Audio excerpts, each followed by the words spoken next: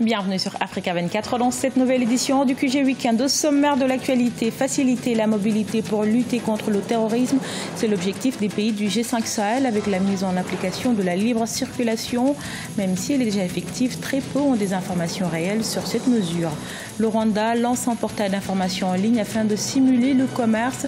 www.rwandatrade.rw permettra notamment de réduire respectivement de 47 et 91% le temps nécessaire pour importer et exporter les marchandises. Et puis découverte en fin de journal de l'application Congo Zoom développée par un jeune Congolais de 23 ans. Elle permet de découvrir de manière originale et ludique l'histoire de son pays, la République du Congo.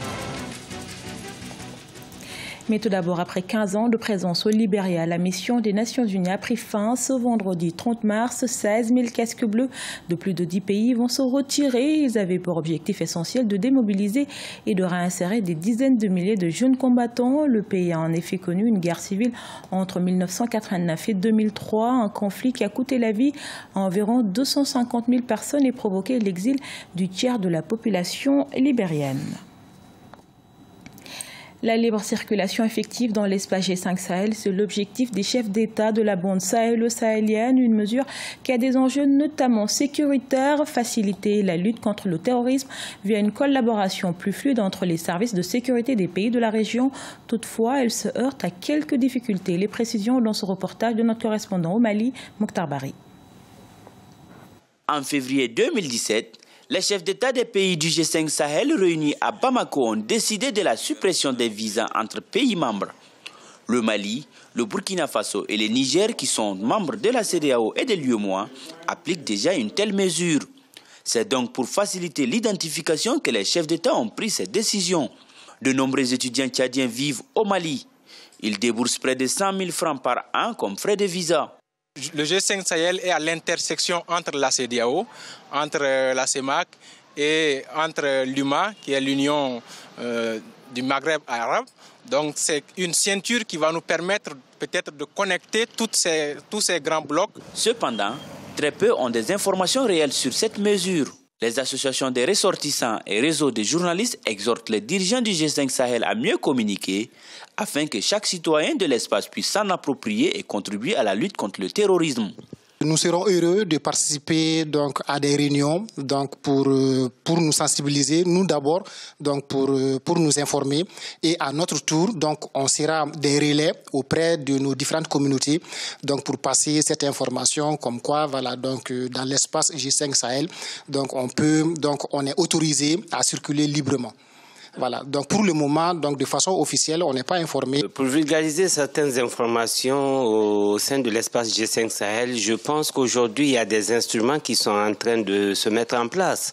Je prends un exemple, le regroupement de femmes, le réseau des femmes du G5 Sahel, le réseau des jeunes du G5 Sahel, la coordination des journalistes du G5 Sahel. Ce sont des outils aujourd'hui qui sont indispensables pour la vulgarisation des informations issues vraiment des rencontres du G5 Sahel. S'il est vrai que la collaboration des populations est capitale pour la lutte contre le terrorisme, les forces de sécurité doivent également faire montre de loyauté et d'intégrité vis-à-vis des usagers. En effet, les nombreuses vidéos illustrant les raquettes des forces de sécurité sur les routes ne sont pas de nature à faciliter la tâche à cette noble mission qu'est le G5 Sahel. Il succède à son père à la tête de l'UDPS avec un peu plus de 90% des voix. Félix Tshisekedi a été élu à la tête du principal parti d'opposition en République démocratique du Congo. Réunis en congrès ce 30 mars, les participants ont également voté une résolution faisant de Félix Tshisekedi le candidat à la magistrature suprême pour les élections prévues en décembre 2018. On écoute à ce propos Jean-Marc Kabound, secrétaire général de l'UDPS. Sachez qu'en aucun cas, le parti ne peut se transformer en un patrimoine familial ou en un bien sous la coupe réglée d'amis et de copains.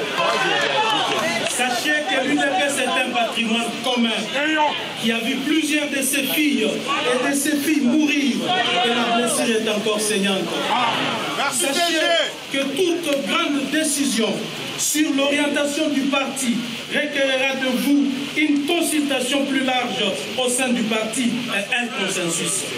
Cela favorisera la consolidation de l'unité du parti et nous évitera de frustrations inutiles. Veuillez noter que l'UDPS est un parti de l'opposition radicale qui ne fait aucune concession aux antivaleurs. L'Office rwandais des recettes vient de lancer un portail en ligne sur le commerce. Toutes les informations relatives aux exportations, importations et transports de marchandises au Rwanda y sont présentées gratuitement. Cet outil devrait réduire le temps d'exportation des produits rwandais de 91%. Les précisions avec Nathalie Mo. La première banque rwandaise en termes d'actifs a réalisé une croissance élevée du bénéfice en 2017 par rapport à 2016. En effet, les recettes publiées par Bank of Kigali s'élèvent à 39,5 millions de dollars avant impôt en 2017. Le directeur financier de la banque, Samuel Shimiyimana, impute cette croissance à la forte progression du portefeuille de prêts de l'établissement coté à la bourse rwandaise. Le portefeuille de prêts de Bank of Kigali a quant à lui enregistré une croissance de 22,3% durant l'année 2017. 2017 a été une très bonne année pour le groupe Bank of Kigali. Nous avons continué à servir nos clients numériquement autant que possible. Nous avons également continué d'offrir de bons rendements à nos actionnaires et nous leur offrons une diversification. Au-delà, la bonne croissance soutient notre économie. L'une de ces initiatives, une campagne nationale de 4 mois lancée en 2017 dans le but de promouvoir la culture de l'épargne au Rwanda. Cette campagne particulière a vu la banque retenir plus de 26 600 nouveaux clients avec un dépôt total de 4 milliards de francs rwandais. Le conseil d'administration de la banque annonce également dans la foulée qu'il approuvera le versement de dividendes d'une valeur globale de 9,3 milliards de francs rwandais, soit 13,87 francs par action. La combinaison des bonnes décisions et un environnement favorable à l'épanouissement, un environnement favorable au développement des affaires de façon structurelle qui a permis à la banque rwandaise d'arriver à ce genre de résultats. Ils ont réussi à mobiliser davantage l'épargne. Ils ont fait une campagne de dépôt et le public a répondu positivement à cette campagne. Ensuite, ils ont eu un bon rendement en matière de placement. Si l'environnement continue, ce genre de résultats vont plutôt se pérenniser. Fondée il y a 51 ans, Bank of Kigali gère 79 points de vente et une activité d'assurance. Ses actions ont été cotées à la bourse rwandaise en 2011. L'établissement financier détient une part de marché de plus de 32%. Découverte à présent de Congo Zoom, une application développée par un jeune Congolais de 23 ans, Steve Ndende. La plateforme permet de découvrir de manière originale et ludique l'histoire de son pays, la République du Congo. Reportage de notre correspondant Deva Ponzo. Aider les Congolais à se réapproprier l'histoire du Congo, c'est l'objectif de Steve Ndende, 23 ans, qui a conçu l'application mobile Congo Zoom, disponible sur Play Store. Grâce aux médias en ligne et au contenu original des concepteurs, les internautes ont la possibilité de remonter l'histoire de leur pays. Cette application détient aussi un caractère ludique avec le quiz interactif par lequel on apprend l'histoire par des jeux. Je me rappelle, il y a une époque, dès que j'avais les téléphones Android, quand j'allais sur le Play Store, la première application que je cherchais, je faisais une recherche en saisissant Congo. Et j'ai tombé sur des applications pour le Congo, mais pas faites par des Congolais. Des applications pour le Congo, mais qui ont des contenus en anglais, alors qu'on est un pays à la base francophone. L'intégration de l'actualité provenant des médias en ligne a permis de compter 500 utilisateurs journaliers de l'application, mais le concepteur projette 10 000 utilisateurs après l'extension de l'application Congo Zoom sur l'Afrique.